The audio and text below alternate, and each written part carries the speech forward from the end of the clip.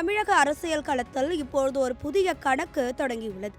108 இடங்களை பெற்று தனிப்பெரும் கட்சியாக உருவெடுத்த நடிகர் விஜயின் தமிழக வெற்றி கழகத்திற்கு இப்போது காங்கிரஸ் கட்சியின் 5 எம்எல்ஏக்களும் தங்களது ஆதரவை அதிகாரப்பூர்வமாக அறிவித்துள்ளனர்.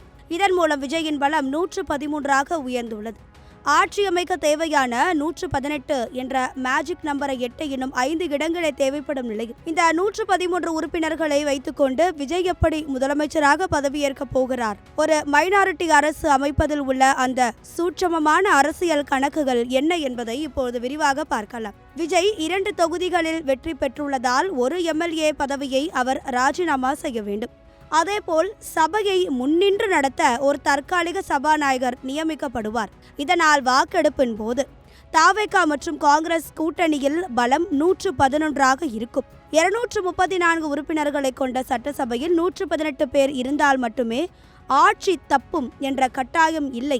இங்குதான் வருகை தராத உறுப்பினர்கள் என்ற கணக்கு முக்கியத்துவம் பெறுகிறது. வாக்கெடுப்பு நடைபெறும் நாளில் எதிர்க்கட்சிகளைச் சேர்ந்த ஒரு 12 எம்எல்ஏக்கள் சபைக்கு வராமல் இருந்தாலோ அல்லது வாக்கெடுப்பை புறக்கணித்தாலோ சபையின் மொத்த எண்ணிக்கை 221ஆக குறையும். அந்த சூழலில் விஜயிடம் உள்ள 111 உறுப்பினர்களை ஆட்சியை தக்க வைக்க போதுமானதாக இருக்கும்.